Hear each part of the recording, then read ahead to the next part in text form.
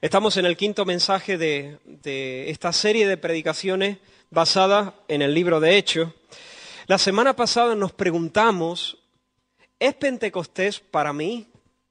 ¿Es Pentecostés un evento único en la historia y por lo tanto no debo orar para que se repita en mi vida? ¿O es Pentecostés algo que Lucas narra estableciendo una norma que debe cumplirse en la vida de cualquier creyente? ¿Tengo que orar para que Dios me dé esta experiencia de Pentecostés? ¿O eso no debo hacerlo? Y respondimos sí y respondimos no. Es decir, Pentecostés en un sentido fue un evento único e irrepetible. No es algo normativo, es algo que Lucas describe, algo que sucedió, lo mismo que sucedió la Navidad, la encarnación y la muerte expiatoria de Cristo y la resurrección y su ascensión a los cielos, porque Pentecostés fue el último paso en el ministerio salvador de Cristo, el Cristo encarnado que vivió justamente en representación de un pueblo, murió como sustituto delante de Dios para expiar los pecados de ese pueblo, resucitó por el poder de Dios, fue exaltado a la diestra de la majestad en las alturas y envió su Espíritu Santo conforme había prometido. En ese sentido, Pentecostés es un evento único. Pero Pentecostés también fue el día de la inauguración pública de la Iglesia como el cuerpo de Cristo. Podemos hablar de la Iglesia del Señor en el Antiguo Testamento, pero no de la misma manera en que hablamos de la Iglesia del Señor en el Nuevo Testamento. En Pentecostés, la Iglesia del Señor viene a ser el cuerpo de Cristo.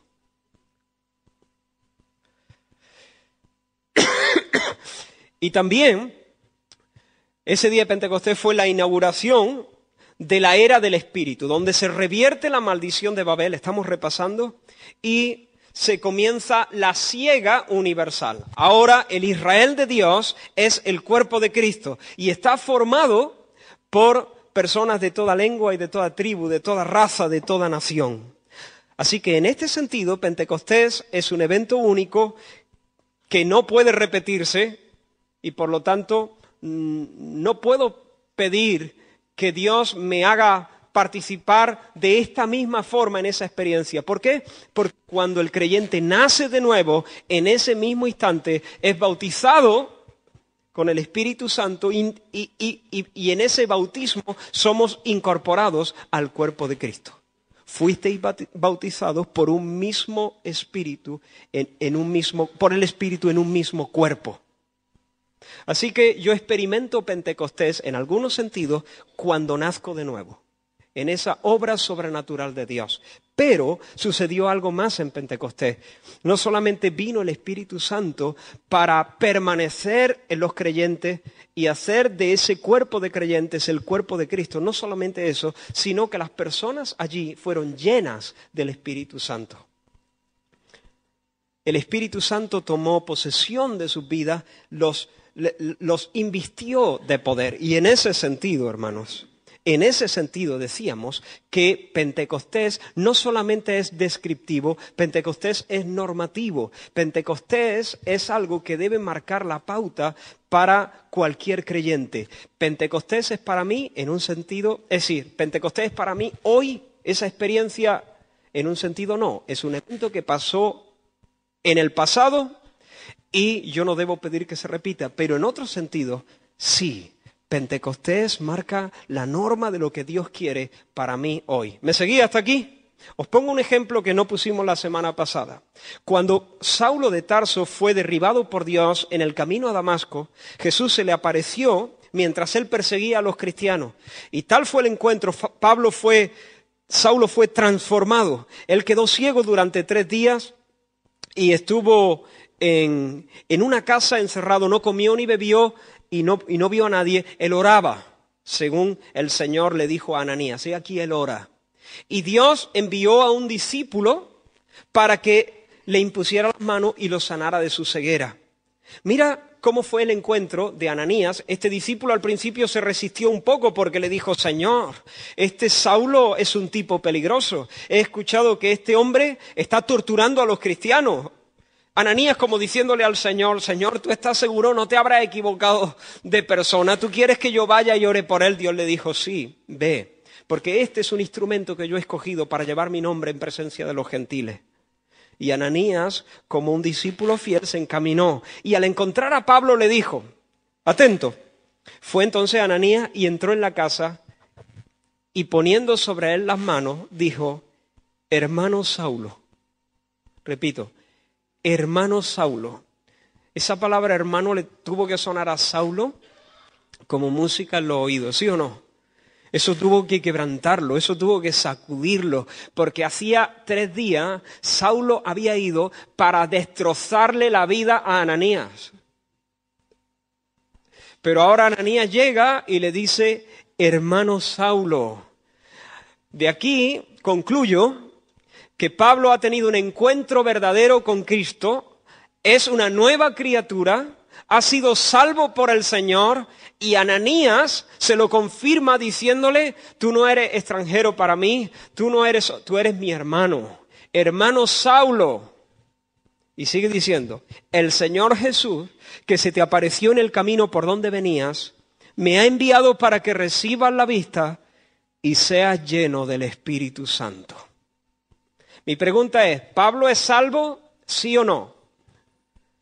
Sí. ¿Pablo es lleno del Espíritu Santo? ¿Sí o no? Y si es lleno del Espíritu Santo, ¿por qué Dios manda a Ananías para que sea lleno del Espíritu Santo? ¿Pablo es salvo en esa casa antes de llegar a Ananías? ¿Está lleno del Espíritu Santo? ¿Me vais siguiendo? ¿Sí? Ananías llega y le dice: hermano Saulo, es decir, Pablo se ha convertido ya, es un creyente, es una nueva criatura, y Ananías le dice que es su hermano. Pero ahora le dice: Pablo, eres un hermano mío, eres un creyente, sé lo que te ha pasado, el Señor Jesucristo se te ha aparecido en el camino a Damasco, tú ya eres de los nuestros.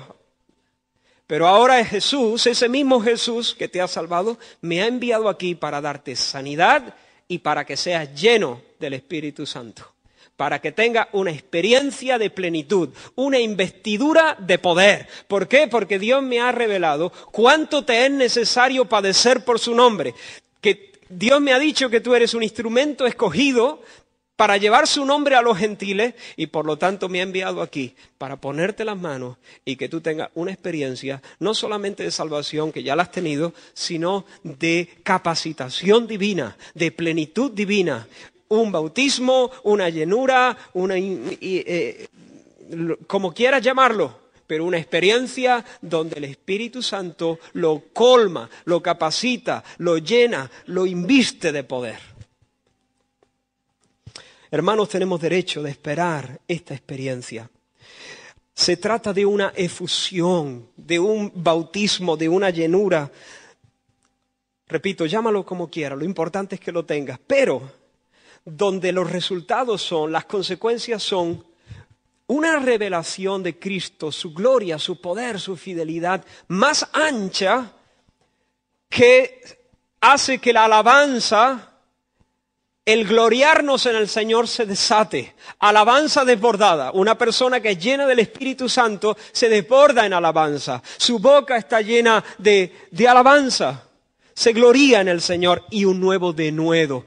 Al final, para resumir, esa persona tiene un nuevo poder, porque vibra de alabanza por dentro.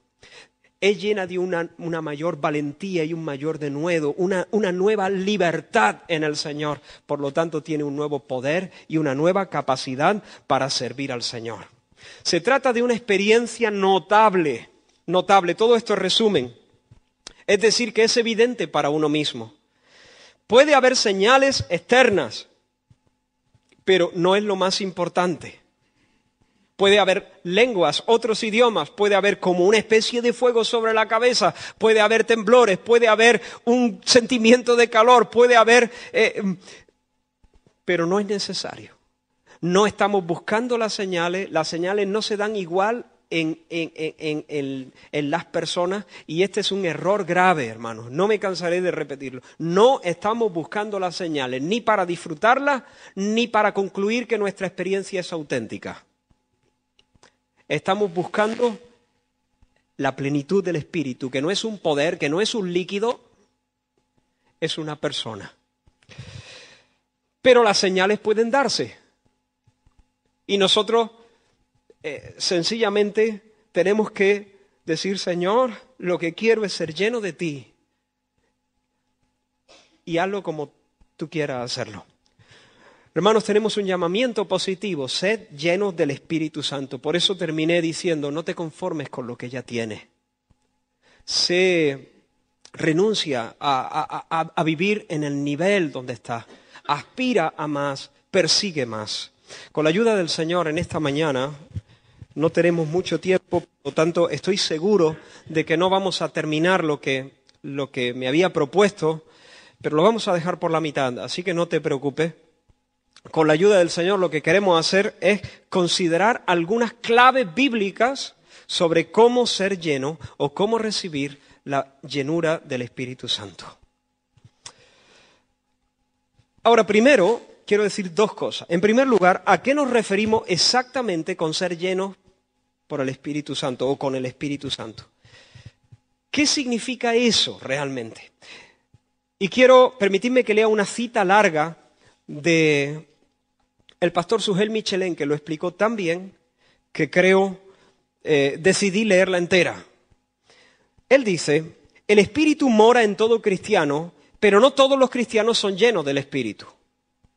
¿Qué significa entonces ser llenos del Espíritu Santo? Muchas veces la Escritura usa la expresión ser llenos de para señalar la condición de alguien que está siendo controlado por algo.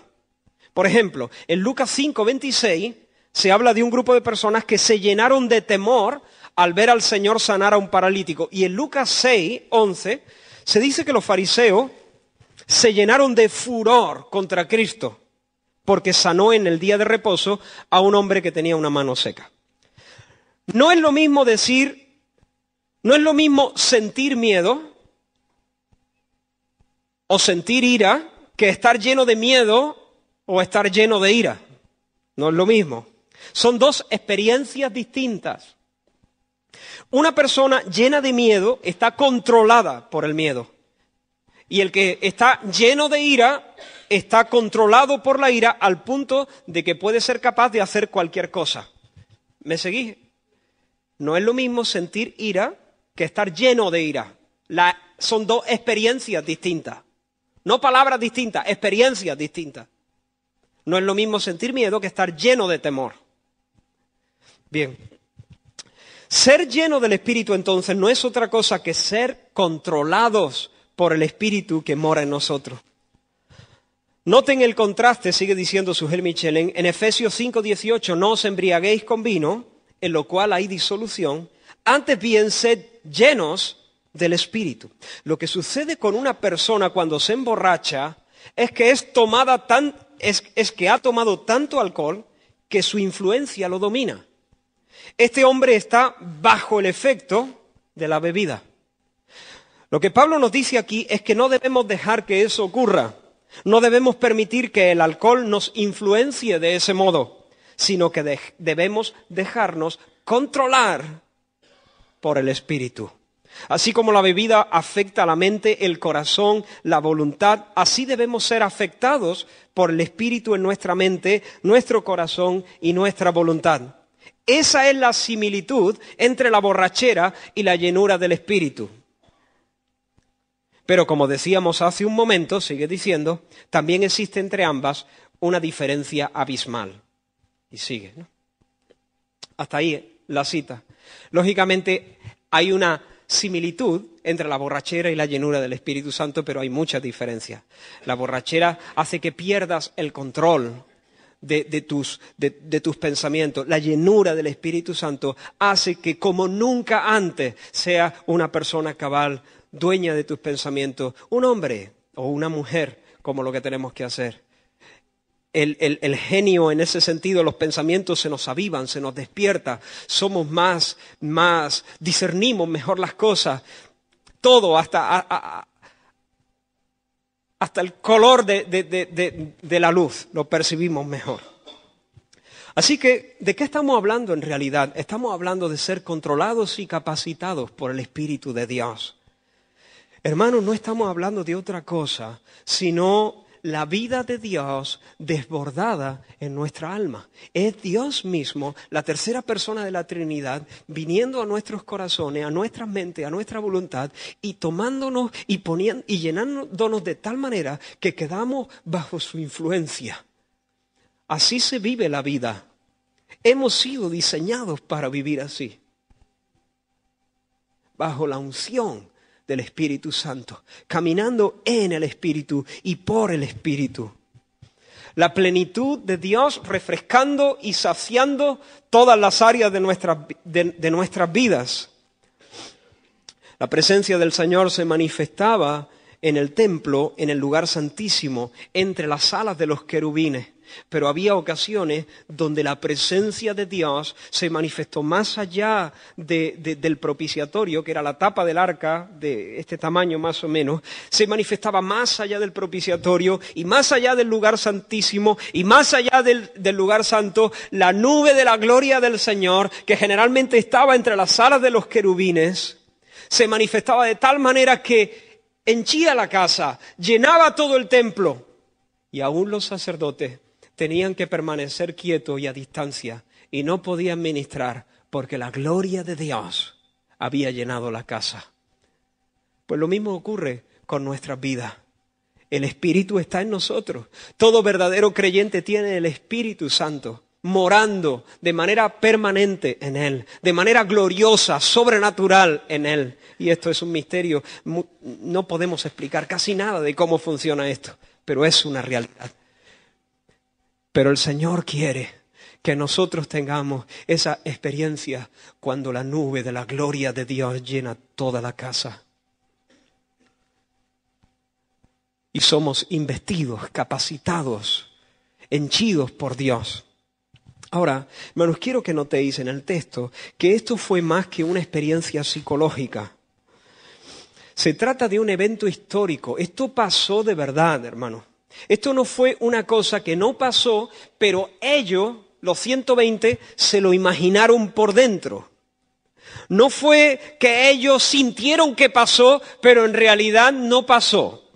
¿Me estoy explicando? No es que ellos sencillamente en un momento de excitación experimentaron algo subjetivo, pero que de verdad no pasó, pero ellos lo vivieron así. Eso no es lo que dice la Biblia. Esto es un evento histórico, algo que objetivamente pasó. No es una experiencia psíquica, es una invasión del cielo a la tierra. Es algo que Dios hace, es una intervención de Dios, es Dios actuando, haciendo cosas visibles, notables, objetivas, concretas. Y es un evento sobrenatural. Viene del cielo, no se puede fabricar. Pentecostés, la llenura del Espíritu Santo no es una conquista de la Iglesia, es un don del cielo. Y es una acción soberana de Dios, de repente. Esto no es paso 1, 2, 3, 4 y preparado, listo, ya. No. Esto está en la mano de Dios. Dios es soberano. Y Dios hace estas cosas de repente. A Él no le pilla por sorpresa, a nosotros sí. Porque Él es soberano. Y abre su mano y nos colma de lo mejor cuando quiere, como quiere, donde quiere. Ahora, aún sabiendo esto, aún sabiendo que es algo sobrenatural que viene del cielo y sabiendo que es un acto soberano de Dios, yo quisiera que viésemos, dichas estas cosas, algunas claves bíblicas para recibir la llenura del Espíritu Santo. Sí, la llenura del Espíritu Santo, esta experiencia es un regalo de Dios. Pero al mismo tiempo, hermanos, como siempre ocurre en la Escritura, el hombre es responsable de buscar esta plenitud. Y una vez más tenemos la tensión entre la soberanía de Dios y la responsabilidad del hombre. Y ni la soberanía de Dios quita nada a la responsabilidad del hombre, ni la responsabilidad del hombre quita nada a la soberanía de Dios. Así que Dios es soberano al derramar estas experiencias. Amén. Pero tú y yo somos responsables también de disponernos para recibir el don del cielo. Lo mismo pasa en la salvación. Dios es soberano en la salvación. El hombre es responsable de escuchar el mensaje del Evangelio y abrazarse y creer y arrepentirse. Y nunca eludiremos esa tensión. Me siento cómodo con esa tensión, porque es la tensión que veo en la Biblia desde el principio hasta el final. Pues con esto pasa lo mismo, hermanos. Dios es soberano en la entrega de este regalo. Quiero hacerte una pregunta. ¿Tienes interés por este tema? O hermano, yo tengo interés por este tema. Recibir más de Dios. Tener abundancia de Dios. Leía en esta semana un comentario sencillo de un pastor. Si no recuerdo mal, estuvo pastoreando durante varios años en el Tabernáculo Metropolitano de Londres, donde pastoreó Spurgeon. Y él contaba su experiencia de haber recibido este toque del Señor, esta visitación, esta plenitud del Señor. Y él testificaba, he hecho en 18 meses mucho más que en los últimos 18 años. Algo ha pasado, hay un poder, hay un... Lo mismo decía Moody. Moody llegó a decir, testificando, dice, los sermones son los mismos que prediqué en Chicago, que predicaba en Chicago, palabra por palabra, dice, pero hay algo nuevo. Y si me propusieran todo el oro del mundo para volver atrás, hace 4 años, yo patearía esa oferta como se patea un balón de fútbol.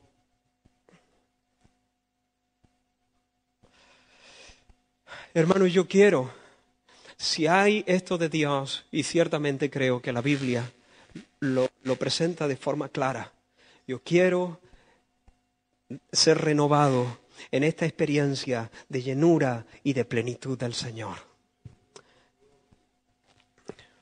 Ahora, vamos a descubrir dentro del relato de Lucas algunos principios en este sentido. Tengo 6 o 7, solamente veremos 1 o 2. En primer lugar, hermanos, una entrega obediente. Una entrega obediente. ¿Quieres ser lleno del Espíritu Santo? ¿Quieres experimentar esto de Dios? Una entrega obediente. Consagración.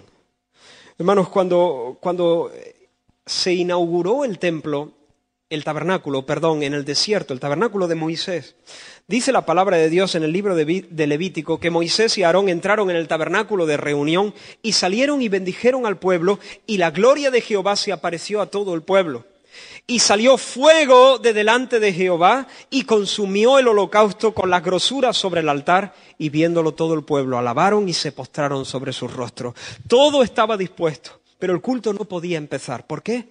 Porque el fuego, ese fuego que los sacerdotes luego tendrían que alimentar día tras día sin dejar apagarse, ese fuego no podía ser encendido por mano humana.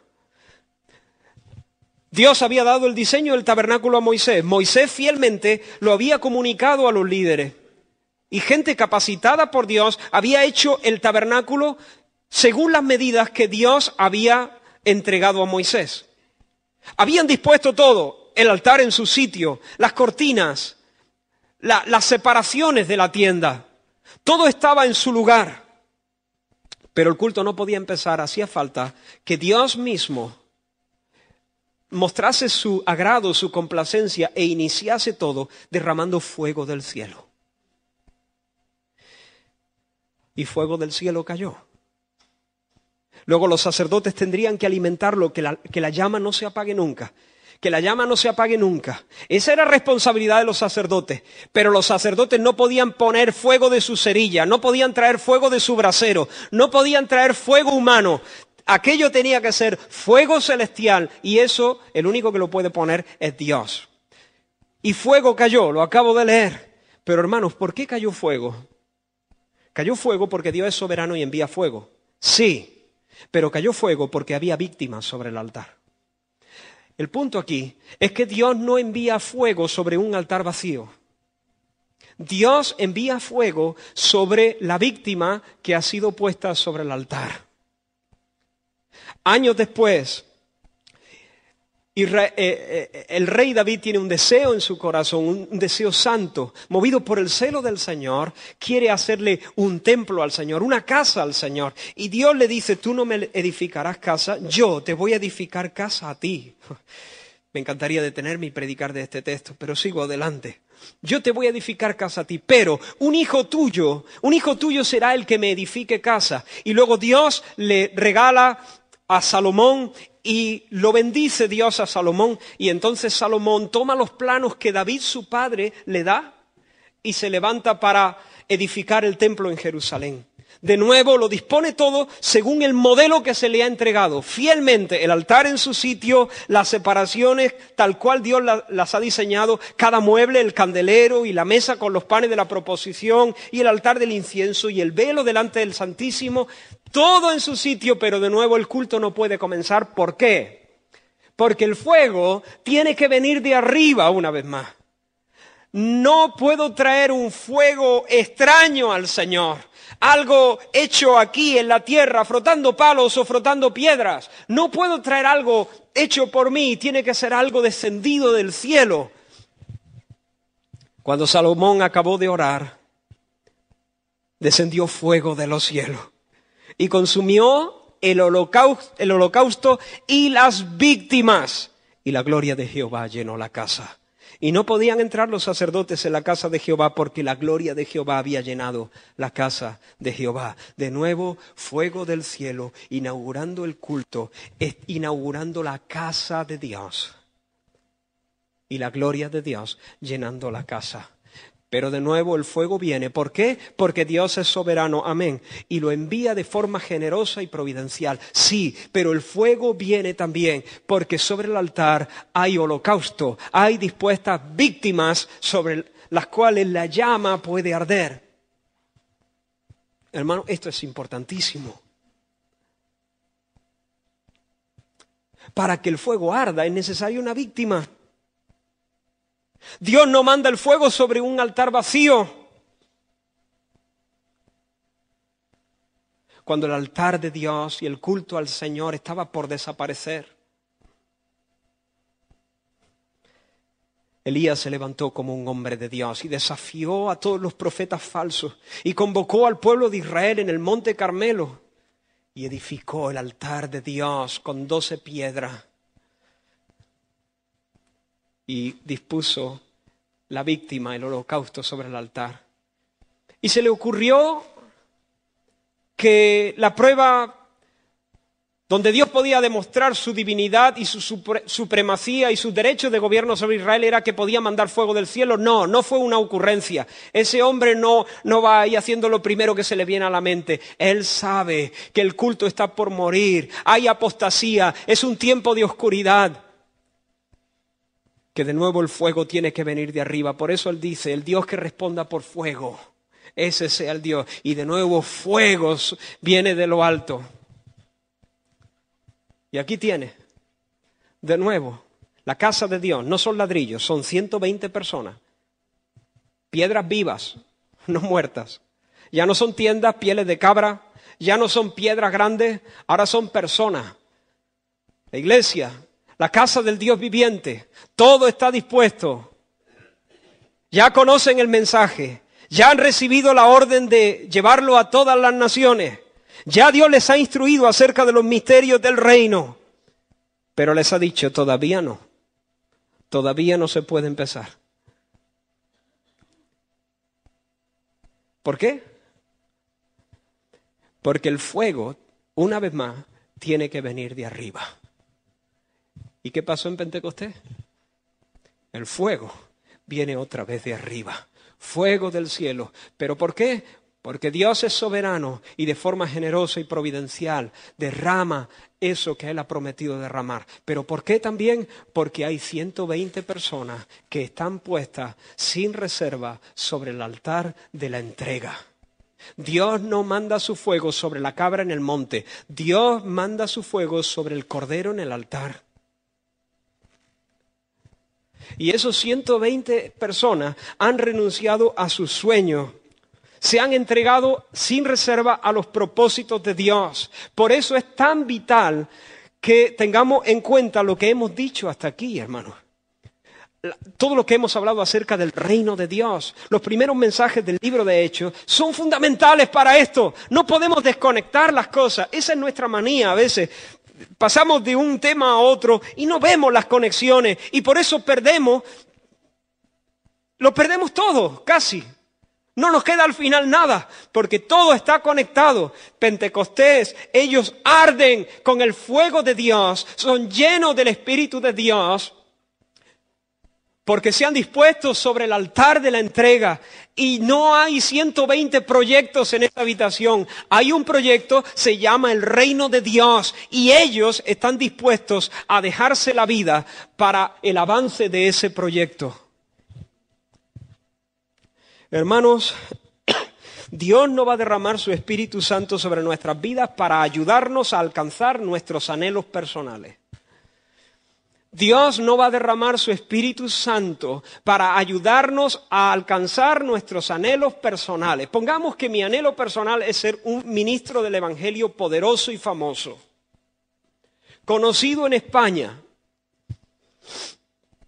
Y yo entonces empiezo a clamar al Señor con todo mi corazón para que Dios me llene de su Espíritu Santo y me capacite para esta obra. Dios no puede llenarme. Dios no quiere llenarme. Porque a Él no le interesa nada que yo sea más o menos conocido o que yo sea más o menos alcance mi sueño o mis ambiciones ministeriales. ¿Me explico? Dios no envía su Santo Espíritu para que su Santo Espíritu sea un criado mío que yo pueda usar para alcanzar mi sueño. El Espíritu es el Señor. Y antes de llenarme, el Señor tiene que tratar con mi corazón y quitarme las tonterías y llevarme al sitio donde yo digo, Señor, en la plataforma o en el rincón, donde tú me pongas, famoso o desconocido, aplaudido o rechazado, Señor, pero a mí lo único que me importa es hacer tu voluntad, hacerla bien y luego que tú me sonrías. Señor, ni te pido mucho ni te pido poco. Si te pido mucho es para ti, no para mí. Señor, que mueran todas mis ambiciones, que mueran todos mis sueños pequeños. Lo único que me interesa, Señor, mi única oración es que venga tu reino, que se haga tu voluntad y así tu nombre sea santificado. Y entonces sí, entonces Dios sabe que si yo tengo ese deseo, yo no tengo la fuerza, ni la capacidad, ni el vigor, ni tengo los dones que necesito. Pero Dios me dice, no tengas miedo, yo te ayudo. No temas, yo te ayudo, yo estoy contigo. Correrás y no te cansarás, caminarás y no te fatigarás. Yo voy a renovarte tu fuerza, yo voy a rejuvenecerte como las águilas, yo voy a llenar de bien tu boca para que en el día donde tienes ganas de escapar, te levantes con una canción y un baile. Y siga sirviendo en el poder del Espíritu Santo. Hermanos, no podemos esperar nuevas visitaciones del cielo. Iglesia del Señor, sé que algunos de vosotros tenéis experiencias de este tipo antes de que yo naciera. Sé que algunos de vosotros tenéis historias preciosas de la visita del Señor, auténtica, real, genuina, poderosa. Pero hermanos, estamos aquí hoy y hoy necesitamos nuevas visitaciones del Señor. Hoy necesitamos su poder y su gracia. Hoy necesitamos su cántico en nuestro pecho. Hoy necesitamos el fuego. Hoy necesitamos esto. Y no podemos esperar nuevas visitaciones del cielo hasta que no ocupemos nuestro lugar en el altar. Hasta que nosotros no podamos decir, como dijo el pequeño apóstol, cuando Pablo se reunió con los ancianos de la iglesia en Éfeso, ¿recordáis? Y él les habló al corazón. Él dice, he aquí voy yo ligado en espíritu a Jerusalén, sin saber lo que allá me haya de acontecer, salvo que el Espíritu por todas las ciudades me da testimonio, diciendo que me esperan prisiones y tribulaciones. Uy.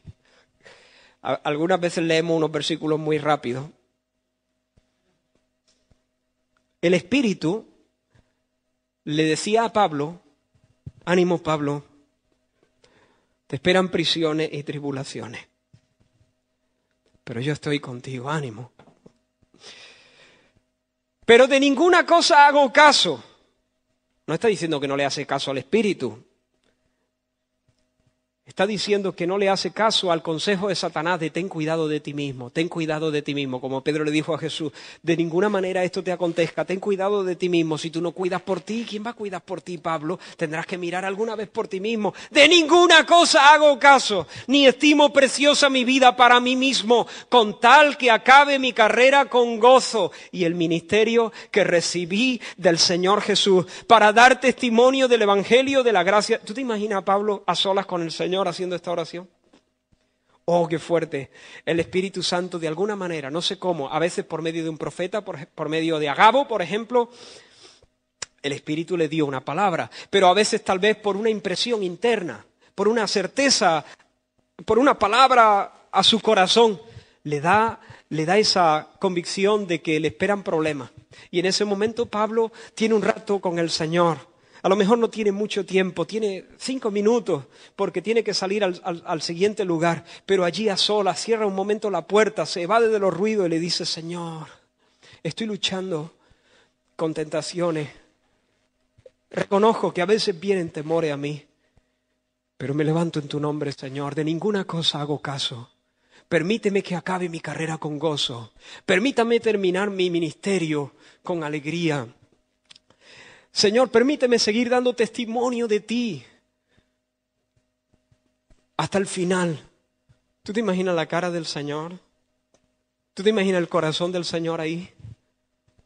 Ahí es cuando el Espíritu Santo, cuando Dios abre su mano y llena y capacita y da nuevas visitaciones y nuevas experiencias con sus hijos.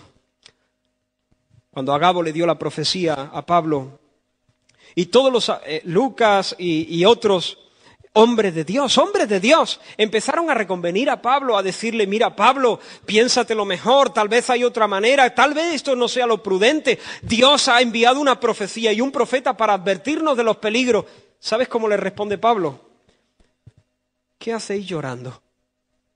¿Qué hacéis quebrantándome el corazón? Me estáis quitando el ánimo. Yo estoy dispuesto no solamente a ser atado, más aún a morir en Jerusalén por el nombre del Señor Jesús. Y no le pudieron persuadir. Pablo era un hombre que podía decir, os aseguro, hermano, que cada día muero. ¿Qué significa eso? Os aseguro, hermano, que cada día muero. Lo que significa lo que estamos diciendo. Pablo es un hombre que vive en el altar, sobre el altar. Ya ha quemado sus puentes. La decisión ya la ha tomado hace rato. No está todos los días tomando las decisiones. Ya la tomó. Ahora él se reafirma. Cada día muero, yo renuncio a mí mismo, yo me niego a mí mismo, yo tomo la cruz, con Cristo estoy juntamente crucificado, yo cada día muero, no vivo para mí, no me muevo para mí, no persigo para mí, no oro para mí, cada día muero. Ahora, hermano, considera este grupo de creyentes. ¿Qué están haciendo? Están haciendo lo que Cristo les ha mandado. Son 120 personas bajo el señorío de Cristo. Con esta sola nos vamos a quedar. Hoy vamos a ver solo la primera. Digo para que no estéis nerviosos. Vamos a ver esta y seguiremos cuando el Señor lo permita.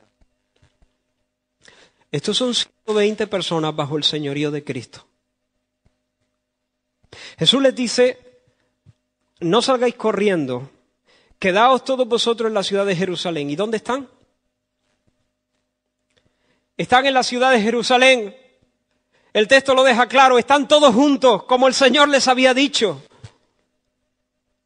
Y no solo eso, hay un detalle antes, no lo hemos leído, pero Pedro se levanta en medio de los 120 y él dice, hermano, la palabra dice, hablando de Judas, y cuenta las profecías que se habían dado acerca del traidor. Y dice, y la palabra dice, tome otro su oficio. Así que necesitamos buscar a alguien que sustituya a Judas. Y empieza a movilizarse y a buscar la dirección del Señor sobre esto. ¿Qué me muestra a mí eso? Lo que me muestra a mí es, primero, que ellos están esperando, pero no en una espera pasiva, sino ellos están con la Biblia abierta, intentando entender todo lo que está pasando y todo lo que ha pasado a la luz de la Escritura. Y cuando se topan con un versículo que dice, tome otro su oficio, entonces se movilizan. Hay personas que piensan que Pedro aquí se precipitó, que el 12º apóstol que el Señor había escogido es Pablo. Yo ahí no voy a entrar. Yo pienso que no se equivocó, pero no lo voy a argumentar. Pero Pedro rápidamente responde y dice, tenemos que movilizarnos. ¿Por qué? Porque son gente que están bajo el señorío de Cristo. Ahí no hacen lo que les da la gana, lo que se les apetece, lo que sienten en su corazón. No, ahí hacen lo que la Biblia, lo que la Escritura dice que deben hacer. Y en segundo lugar me dicen que están pensando en el oficio, en la tarea que les espera. Recuerda que hace 50 días han machacado a Cristo. Lo han apaleado, lo han llenado de moratones y de escupitajos, lo han sacado de la ciudad, lo han desnudado a la vista de todos y le han permitido que se desangre sobre una madera. Pero ellos están pensando que tienen una misión y que falta uno. ¿Me explico? Están en Jerusalén porque Cristo les ha dicho, quédate en la ciudad de Jerusalén. Están pensando en la misión y están sujetos al criterio de la Escritura. Obediencia, entrega. Hermanos, nosotros no podemos esperar la experiencia de plenitud del Espíritu Santo mientras hacemos lo que nos parece. Nuestra independencia y nuestra rebeldía contristan y apagan al Espíritu Santo. ¿Qué hubiese pasado, hermano? Si los 120 hubiesen dicho, bueno, ya que el Espíritu Santo es un asunto sobrenatural, esto de Pentecostés es un asunto sobrenatural, que viene del cielo, no algo que fabricamos. Y es un asunto que depende de la soberanía de Dios. Él tiene que sorprendernos con su de repente. ¿Qué más da el sitio donde estemos?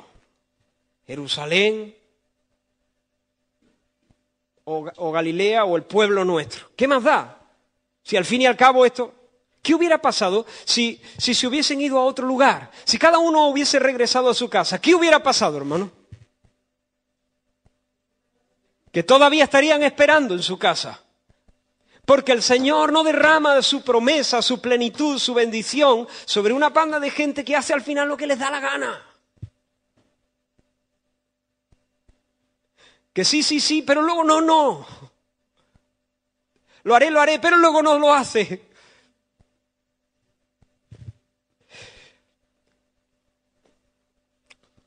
¿Qué hubiera pasado si en lugar de prepararse para dar testimonio de Jesús, mirar en la Escritura, escoger a un nuevo apóstol, qué hubiera pasado de eso si en vez de eso ellos hubiesen dicho, mira, tenemos que ser prudentes, tenemos que establecer una hoja de ruta que contemple la posibilidad de dejar un tiempo más largo, de forma que se calmen los ánimos de las autoridades civiles y de las autoridades religiosa, porque tal vez si salimos ahora nos van a comer vivos y el cristianismo va a desaparecer en el segundo 2. Pero tenemos que ser prudentes. ¿Qué hubiera pasado? Que todavía estarían esperando con su hoja de ruta.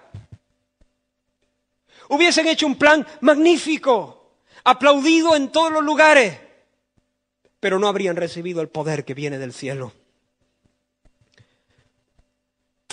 Con demasiada frecuencia nosotros clamamos al cielo por un derramamiento del Espíritu Santo sin la más mínima intención de hacer reformas en nuestra vida. Yo te pregunto, ¿tú quieres la plenitud del Espíritu Santo? ¿Tú quieres tener esa experiencia de ser investido de poder? ¿Tú quieres tener esa experiencia del Espíritu Santo viniendo de una manera renovada, fresca, con una unción que te hace cantar con un canto, con un nuevo brillo y que te capacita para la tarea? Yo no te estoy hablando de ir a las naciones ni de subirte a un púlpito, o sí o no, eso no es relevante. Yo te estoy hablando de criar a tu hijo o de hacer bien tu trabajo o de cumplir la tarea que Dios te ha dado, pero con el poder del Espíritu Santo, con el poder del Espíritu Santo, que el ama de casa o que el hombre en la fábrica pueda decir, aquí estoy, yo estoy lleno del poder del Espíritu del Señor, como dijo el profeta.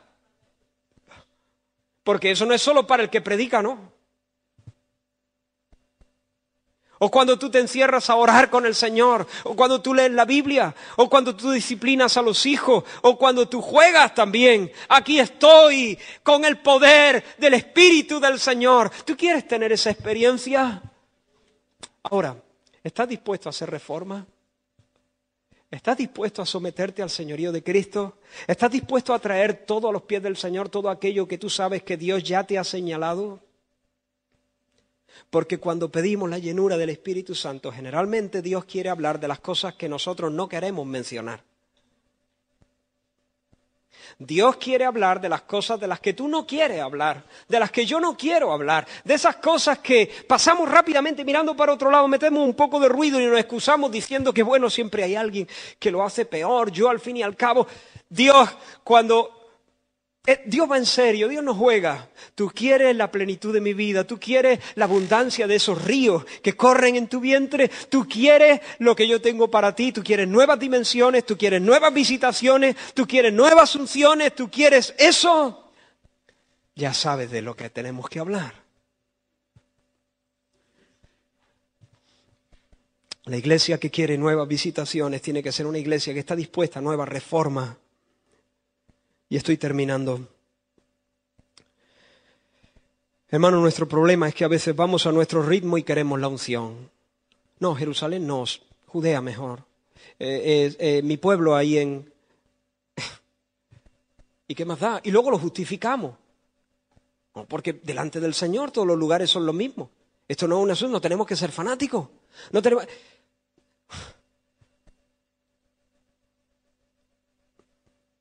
Vamos a nuestro ritmo y queremos la unción. No renunciamos a nuestros caminos, pero pedimos el fuego santo. Concedemos a nuestros ojos la basura del mundo y todavía esperamos que venga del cielo un Pentecostés. Queremos escuchar todos los chismes, pero queremos Pentecostés en nuestro pecho. Abrimos nuestra boca y dejamos que se escape alguna mentira, alguna bobada o alguna excusa y horas después clamamos por la abundancia de Dios. Pero hermano, tú y yo y tú, conformemos nuestra vida a su palabra. Saca tu pie de todo camino torcido, vístete de boda y hártate. Si Dios no quiere echarte, vístete de boda y disfruta de la boda. Y hártate, porque hay abundancia, hay grosura, hay delicias a su diestra para siempre. Ponte sobre el altar sin más planes que el suyo, sin más sueños que el suyo. Entrégate de tal manera que puedas seguir los pasos de Elías. ¿Recuerdas ese profeta? Un hombre de Dios. Un hombre raro para los más, pero un hombre de Dios. Un hombre de Dios.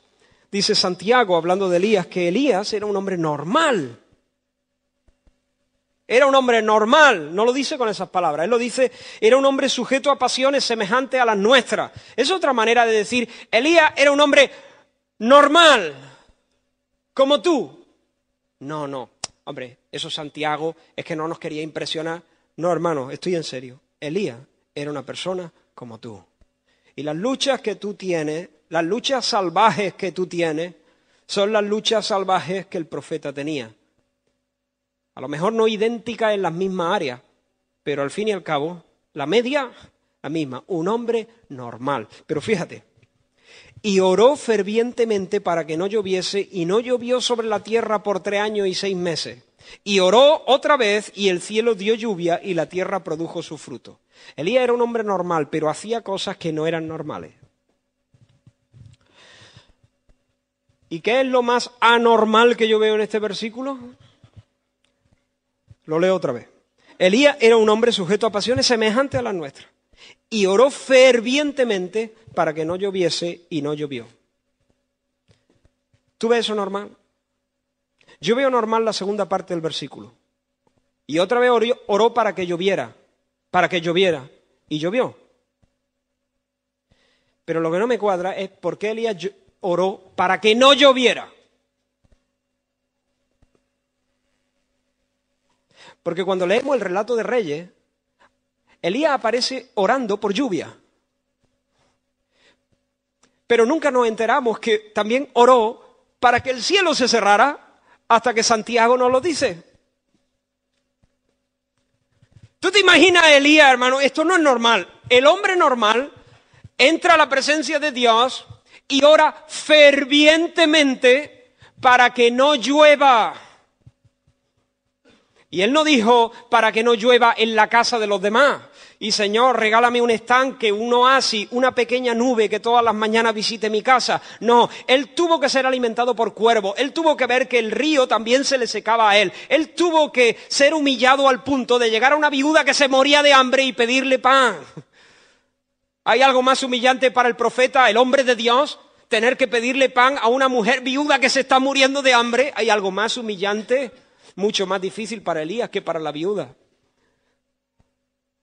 Él sabía seguramente que esa sequía le iba a traer muchos problemas. Pero ese hombre normal tenía un anormal celo por la gloria de Dios. Y Dios estaba siendo olvidado. Y Dios estaba siendo ninguneado. Y Dios tenía que vindicarse delante del pueblo. Y Dios tenía que mostrar que Dios era Dios. Y Señor, te pido que cierres los cielos y nos niegues la lluvia a mí y al pueblo y que no llueva. Porque a mí lo que me interesa no es llenar mi tripa. A mí lo que me interesa no es mi negocio. A mí lo que me interesa no es mi dignidad. A mí lo que me interesa no es mi comodidad. A mí lo que me interesa es tu nombre. Y no aguanto un solo día más mientras veo al pueblo tratar tu nombre de esta manera. Que no llueva, Señor, que no llueva. Muéstrale a esta gente que tú eres Dios hasta que no vuelvan a ti quebrantados, hasta que no laman el polvo y te busquen. Señor, que no llueva. Y no llovió. Ese es un hombre entregado. Ese es un hombre al que le importa una sola cosa. Elías oró de verdad. Iba en serio Elías. Iba en serio Elías cuando oraba para que no lloviera. Me pregunto si yo hago este tipo de oraciones, si mi oración es de este calibre. Oh Señor, ayúdame, cuida mi casa. Señor, sabes que necesito este perfume. Estoy haciendo una caricatura, espero que nadie ore así, por favor. Y si oráis así, no me lo digáis, porque moriría en el momento. Pero, ¿me entendéis? Y cuida mi tal, y cuídame, y tal. Señor, que no llueva. Cierra el cielo. Y demuestra que tú eres Dios y que todos dependemos de ti. Cuando una persona está en ese punto, entregada en el altar, dispuesto a hacer reformas, yo te digo, en el Señor puedes esperar que Dios, sonriente, generoso, con alegría, te salga corriendo al encuentro para llenarte con su Espíritu Santo. Dios quiere llenarnos con su Espíritu Santo más de lo que nosotros queremos ser llenos con el Espíritu Santo.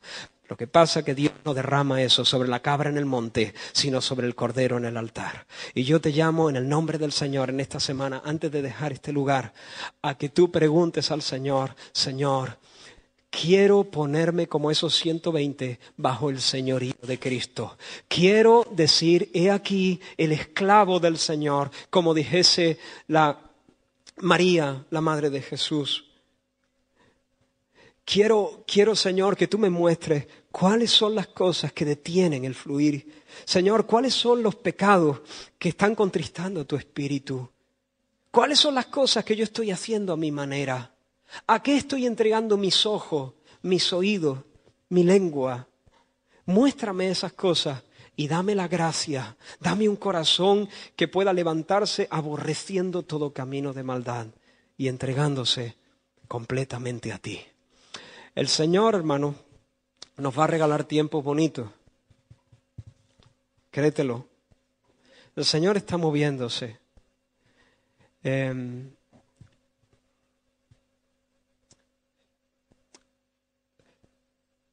Y esto no lo digo basado en una intuición subjetiva.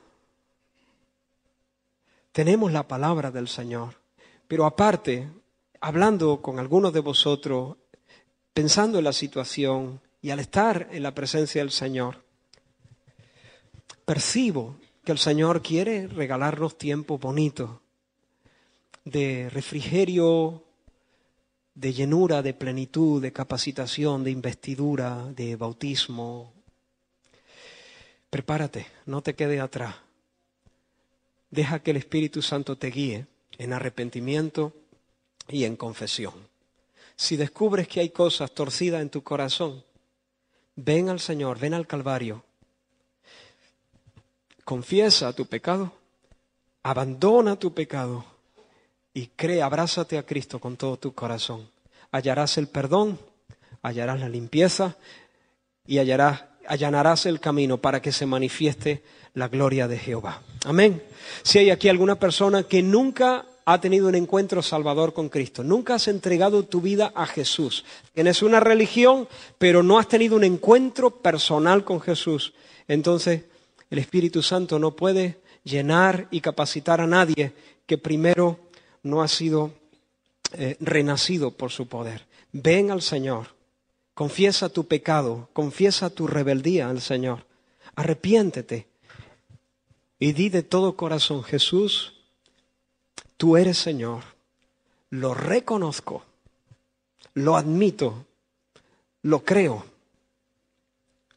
Y yo me pongo voluntariamente de aquí en adelante bajo tu señorío. Tú mandas. Tú mandas. No solo el domingo, no solo en la iglesia. Tú mandas en mí, en mi familia, en mi agenda, en mi bolsillo, en mis posesiones. Tú mandas. Y ahora creo que tú has muerto por mi pecado. Creo que tú llevaste el castigo que yo merecía. Lo creo de todo mi corazón. Y te pido que tú me recibas. Que recibas mi vida como una ofrenda y me limpies de todo pecado. Si esa es tu oración de todo tu corazón, el Señor hará lo que ha dicho que va a hacer. Él te limpiará, te perdonará, te aceptará, te pondrá nombre de hijo o de hija.